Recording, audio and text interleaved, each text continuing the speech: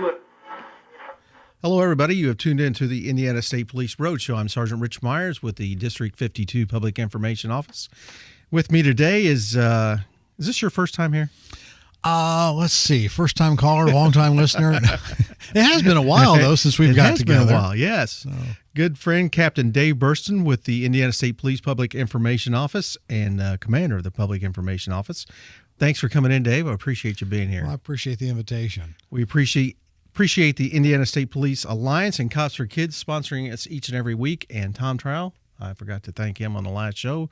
And I thank him for bringing us up on YouTube each and every week and putting us out there so people can see us in video land. But we're going to talk about something that's kind of right here, very timely, going on right now. And unfortunate, though. It's very unfortunate. Well, identity theft has been with us for a long time. Right, yeah. As a matter of fact, identity theft predates the internet. A lot of people wouldn't think so. Really? Well, think back to the forging of papers, forging of checks. Forging of checks, or were you one of the kids in high school that maybe changed the birthday on your driver's license? Not that you know. But those of us that were our first driver's license was a paper driver's license will remember that. Now I've really dated myself. Wow. But identity theft has been around, and it just gets more challenging because of the technology. And it's been in the news lately. Unfortunately, there's the Anthem thing that came across and other identity theft that we're well aware of, but it's become so prevalent because so many people are involved in the paperless trail anymore. Mm-hmm. And once all your identities on the computer, seems like it's much easier to get to. It is, and there's been information that I've read and looked at that shows that children as young as 3 years old have a digital footprint. Yeah. Because how do people share pictures? Right. Exactly. Pinterest, Facebook, Twitter, some I don't even know about. Right. And those things follow you. Use of a social security number. We talk about the importance of protecting that. Things when you throw away your trash. Right. My wife is fastidious that anything with our name on it gets shredded. Right, exactly. And she's the shredding Nazi, to tell you the truth. Well, that's the easiest but it's good. form. Oh, yeah. Yes, and it's the easiest form. And if you don't think people aren't going through your trash, we've seen cases of dumpsters, having medical information in them and other information. So you need to make sure that that's done. So you want to protect yourself. A lot of people will take the head in the sand approach. Well, there's millions and millions of people, how could it be me? And now, I know Anthem is doing all the right things to try and correct this. It was just recently announced that they're going to be paying for credit monitoring service for, I believe, 2 years for people that have been affected. Right. And they have the dubious honor right now of being the reportedly largest, allegedly affecting up to 80 million people. Right. Because it's not just the employees of companies, but spouses, children, dependents. So it's broad reaching. And it's something that, unfortunately, are we ever going to be safe, do you think? I mean, is a computer locked down? You see these places, it's secured by this. There's people that live day in and day out to hack those, don't they? As soon as somebody makes a smarter encryption system, there's a smarter crook out there to unencrypt it. I wish I knew the answer to that question. You don't. We use the history to predict the future. And historically, we see that it continues to be a problem. So we can expect in the future it will continue to be a problem. So you've got to take the proper cautionary steps to protect yourself, protect your family. With your credit card, don't sign the back of it. Ask for ID. Exactly. Write that on there. And then when people ask you for your ID, don't be a jerk and be offended about it because you wrote it on there. And that's what I do. Yeah. We go to a restaurant, I give them the credit card, and it says ask for ID.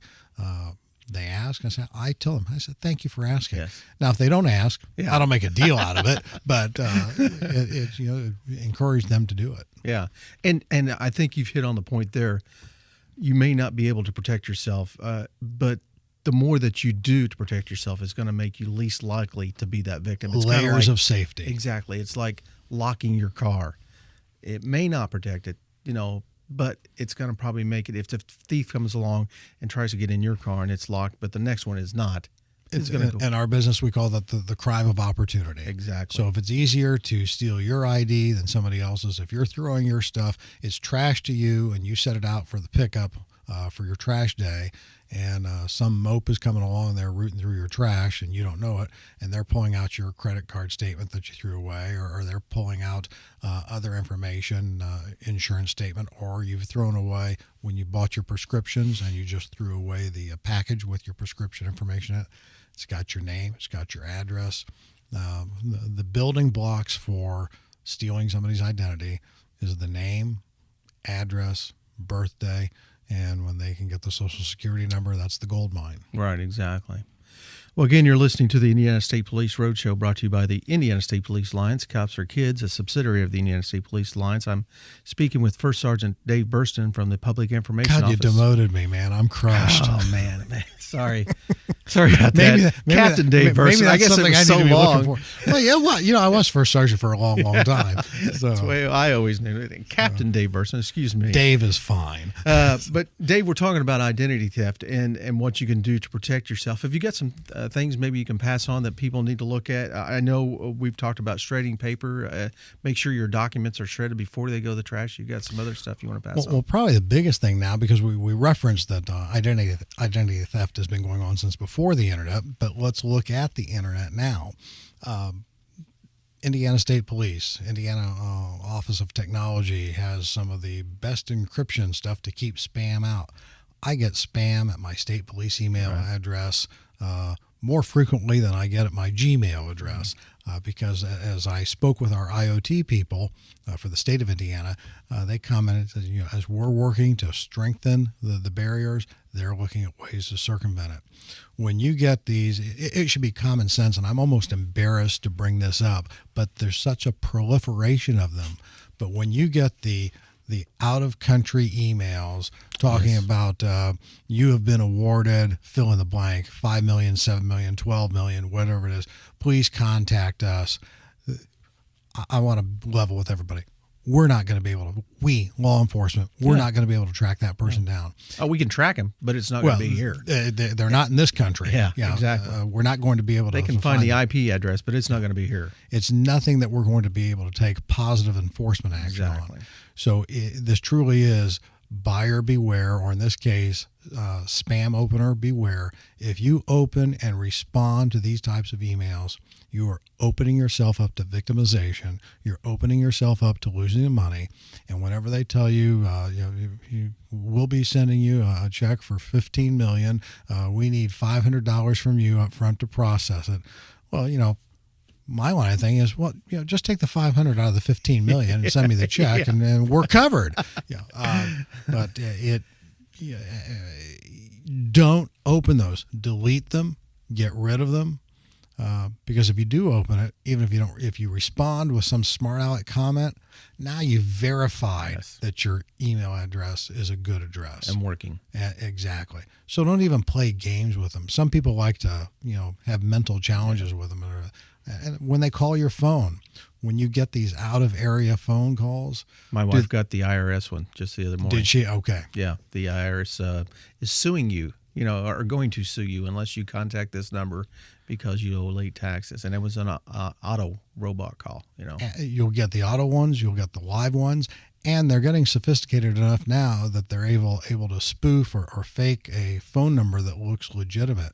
A lot of times you get the out of area or 800 service, but I've received a couple with Washington, D.C. area codes. I know they're not in Washington, D.C., but they've spoofed the number, and they're when you answer, that you think, oh my God, now they know that it's a real number. And I've told them before, I said, well, I'm with the Indiana State Police. How can I help you? And usually, you get an answer? The line usually goes dead. And you know what I'm receiving on my phone or on email a lot lately is just something of, hey, you've won this award. You get this award. We've got your money waiting on you. Yeah. Just Those waiting are on you all to click on scams. it. Yeah. all of them are scams. Yeah, and if you don't know the person, it's better not to click. And when we focus back into what has happened with Anthem, Anthem is not going to be sending you an email. No.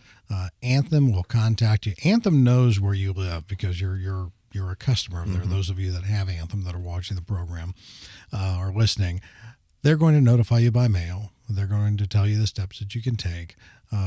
And what you need to do, and we've already done at our home, was we've taken the steps to freeze our own credit.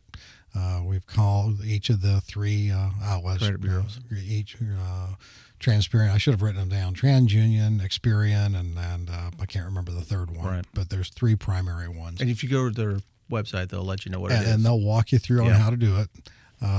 But here's the hard part, and this kind of grinds me. Yeah. For your kids, it's like an act of Congress to get a freeze on your own child's credit card number, and that's a gold mine. Not credit card number, Social Security number.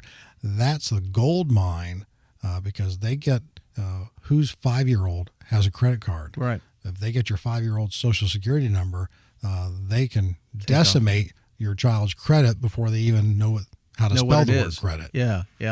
And then you're going to take off with it, and you won't know about it until that comes up. Which brings up another good point, is to make sure that you check your credit statements each and every month. Yes. Make sure you literally go through them. Look for errant charges, and usually people think it's going to be a large charge, but what can happen is there will be a small charge, $5, $6, $7. They're testing, they're probing to see if anything happens. Is the car still good? Do you just pay that thing? Oh, it must be something that my wife did or something I bought for my kid. You see those fraudulent charges or questions. Contact your credit card company and they'll address it. And I've done that before, and I did make that purchase. Yeah. I just forgot about it. But we just had to replace a credit card 2 months ago because of this very issue. Somebody bought $600 worth of automobile parts in Utah. Yeah. Well, I wasn't in Utah, and it wasn't my purchase. We had the same thing replaced, and it was out of country, that came up. But they will work with you. And make sure that you check that, and make sure that each and every month that you check that. Yeah, you should be reviewing each statement for each credit card that you have. Go through line item. People think, oh, that's tedious. It takes you 2 or 3 minutes. There's a lot of good information I found on the Attorney General's website on scams to go through there. Tells you what to do if you're involved in a scam or how to avoid being in a scam. So that is a good place to start. I tell a lot of people when they're researching what to do for identity theft, they have a lot of information on their website. Anything else you want to talk about? Just being, kind of recapping that identity theft and scams cover a wide breadth. And we haven't even touched on when it comes after storms or in the summertime, and you'll have these drive-by-night outfits coming out. Oh, we had the big hailstorm, and $1,000 down, we can get to work on your house. We've got tomorrow. some material left over from the last job. Yeah, the asphalt, and it's just it's black water that they're putting on your driveway. And I like to tell people too to always be sure to check on your elderly neighbors, and friends.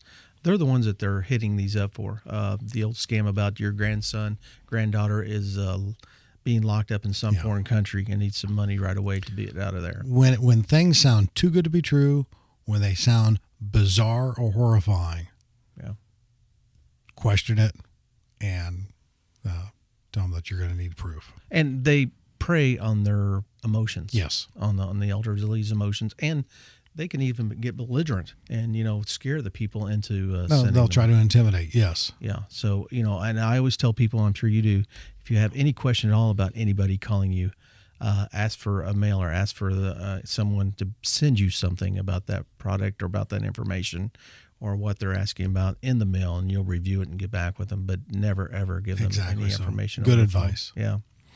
Well, Dave, we're down to 45 seconds. I appreciate you being in here again today. I was careful there. I said Dave, so I wouldn't. Captain Burson. The fastest 15 minutes of your life, wasn't it? There you go, yeah.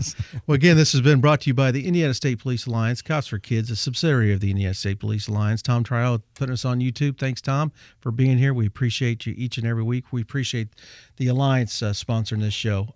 Thank you for being here. Thanks for the good advice, and make sure that you question everything. Appreciate being here. Thank you.